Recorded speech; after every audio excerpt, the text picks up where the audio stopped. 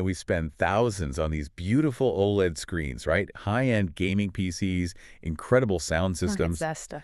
And then it's like we connect it all with a $20 plastic dongle from the checkout line and wonder why the screen flickers. Happens all the time. So today we're looking at the traffic cop for the Sirius AV rack, the thing that solves that exact problem, the Kramer VS-42H2. And this is definitely not that checkout line dongle. This is what you'd call professional infrastructure. It's a 4x2, 4K, HDR, HDMI matrix switcher. Okay, matrix switcher. It sounds very impressive, but let's be real. Why would anyone pay over $1,000 for a box that just moves video around? Right. I can get a switch for my TV for, what, $50? What is the fundamental difference here? It really all comes down to the architecture. I mean, a standard switch that just takes, say, 3 inputs and sends one of them to your TV. Okay. And a splitter that takes one source and just duplicates it. This is a 4x2 matrix. 4 in, 2 out. Exactly. Think of it like a train yard.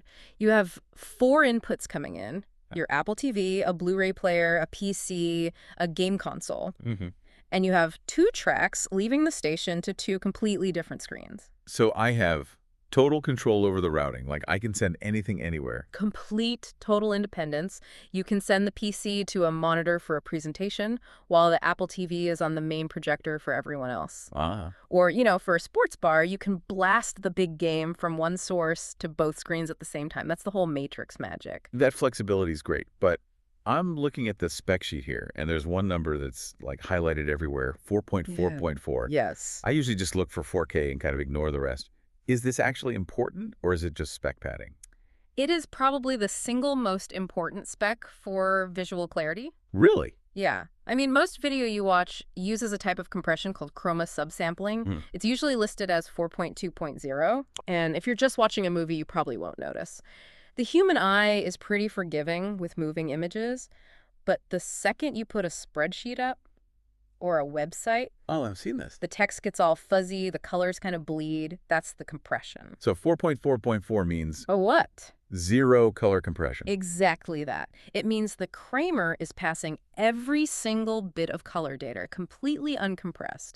And to do that at 4K resolution at 60 frames a second, you need a massive data pipeline. We're talking 18 gigabits per second. Wow. Cheaper switches just can't handle that. They choke. This one doesn't. That explains so much. But okay, here's the other thing. HDMI cables are so finicky. If I'm running one like 30 feet through a ceiling to a projector, that's where everything usually goes wrong. The weak link. Does this box help with that at all? That is the other half of what you're paying for. Yeah. This unit has something called Kramer equalization and reclocking technology. Reclocking with a K. That sounds like pure marketing fluff. It does, I know, but it's actually legitimate engineering. See, a digital signal degrades over distance. The ones and zeros get messy. Right. This device doesn't just pass the signal along, it actively rebuilds it. It cleans up all the noise and retimes the data before sending it out again. So it's like a signal booster and cleaner in one. Pretty much. It's what prevents those little digital sparkles, or even worse, the screen just going black because the cable is a few feet too long. Speaking of black screens, Yeah. the handshake, we have all been there. Yeah. You plug in a laptop, the screen blinks, the projector searches, and you just get no signal. Ugh, the worst. That's usually an EDID failure. The laptop is basically asking the display, hey, what are you? And the display doesn't answer fast enough. So they just give up on each other. Right. This Kramer unit has EDID capture. It basically memorizes the display's ideal settings. So when you plug in a new source, the switch immediately tells it, hi, I'm a 4K display, send me your best signal. So it tricks the source to prevent the lag. That's smart. The handshake is instant because it's pre-validated, no more waiting. Now, what about control?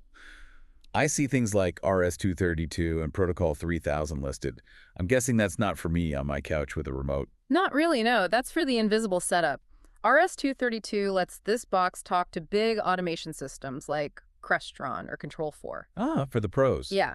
You don't point a remote at it, you hit a button on a wall that says presentation mode, and a command just silently tells the Kramer to switch inputs in the background. It's meant to be integrated. And it's surprisingly small, this half 19-inch design. That's a huge deal for installers. Rack space is prime real estate. You can fit 2 of these side by side in a single rack space. Very dense, very efficient. All right, let's talk about the elephant in the room, the price. We're looking at around $1,000 for this.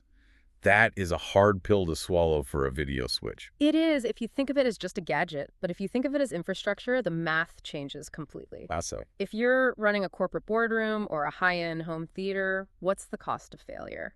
If that screen goes black during a CEO's big presentation, Nobody's going to care that you saved $900 on the switch. exactly. You're not paying for a switch. You're paying for a guarantee that it just works every single time. You're paying for reliability. Reliability, uncompressed quality, and the ability to make the whole experience seamless.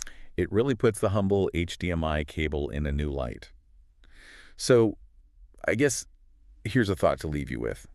We obsess over the resolution of our screens and the speed of our computers, but we almost never think about the plumbing that connects it all. Mm-hmm. Is it worth paying a premium to make sure the pipe is just as good as the water flowing through it? Something to think about next time you're just staring at a blank screen waiting for a signal.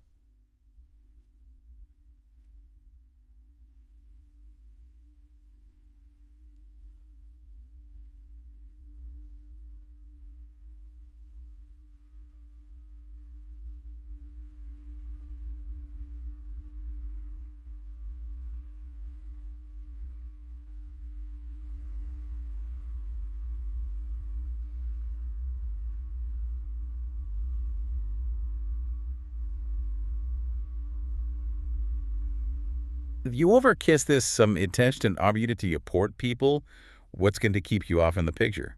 Mm. You got the pig art of you wit to me, Troy. All me out there ream eyes go waiting for a signal based to diving in with us.